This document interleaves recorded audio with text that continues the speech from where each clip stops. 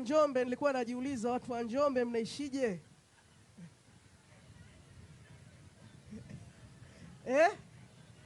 Mnajua baridi hii nilikutana nayo kipindi nilipoenda Ujerumani mwaka 2012, nilikutana na baridi kama hii. Sawa?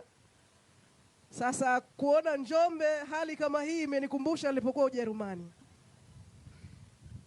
Njombe hamjambo? Wazima sana? Njombe people! Mbona mnanivunja moyo sana? Mimi leo naumwa, kumbuke, lakini natoka mbali sana. Kwa mapenzi ya dhati nilokuwa nayo kwenu wana Njombe, Makambako, basi msinivunje moyo. Naomba nionyesheni ishara kama Njombe muko imara zaidi. Njombe people!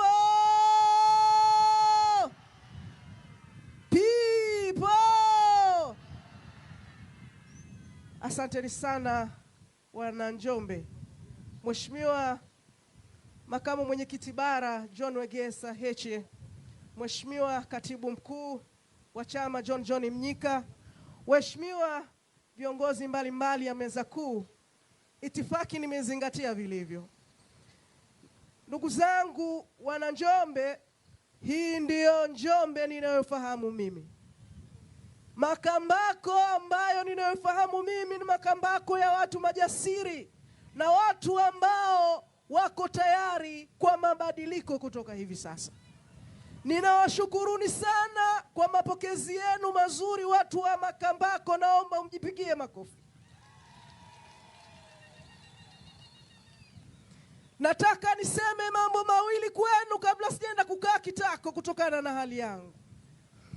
Jambo la kwanza, najua mnajua hii ni nchi yetu wote. Hakuna mwenye hatimiliki ya nchi hii.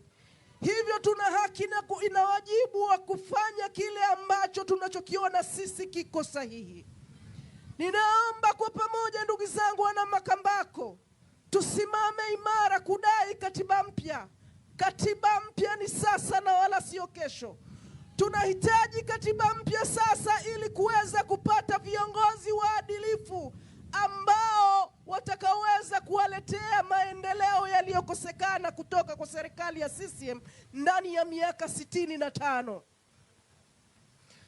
Mnafahamu ndugu zangu wana Makambako kuwa katika nchi yetu wananchi wengi ni masikini na matajiri ni wachache wale ambao walokuwa wanaoshikilia nchi hii.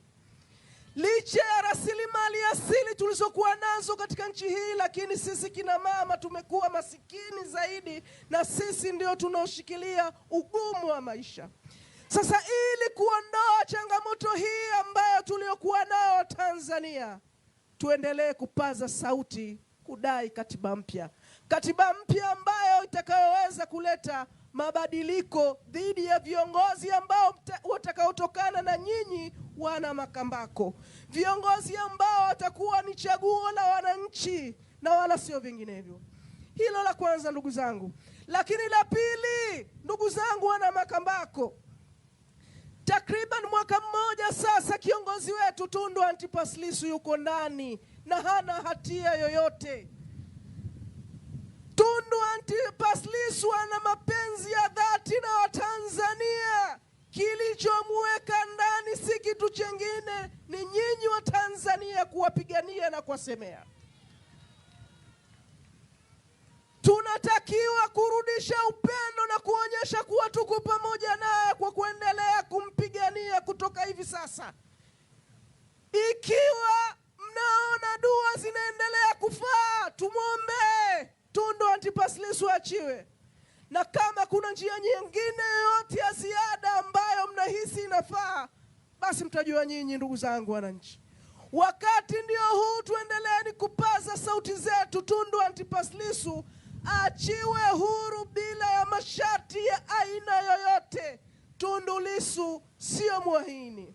Ndugu zangu wana Makambako, tuendelee kuwa pamoja, tuendelee kushirikiana kwa mambo mawili. Tundu Antipas Lissu achiwe haraka iwezekanavyo, lakini la pili, tuendelee kudai katiba mpya, katiba ambayo itakayoweza kuleta maendeleo na kutatua changamoto zinazotukabili wa Tanzania.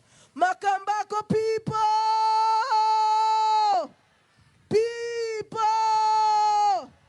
Asanteni sana wana Makambako, Mungu awabariki sana. Baada ya kusema hayo, ninaomba sasa nimkaribishe Mheshimiwa Katibu Mkuu wa chama aje wazungumze nanyi. Baada ya hapo atamkaribisha Makamu Mwenyekiti Bara John Wegesa Heche. Ninawashukuruni sana wana Makambako, Mungu awabariki sana. DJ naomba mlete Katibu Mkuu wa chama.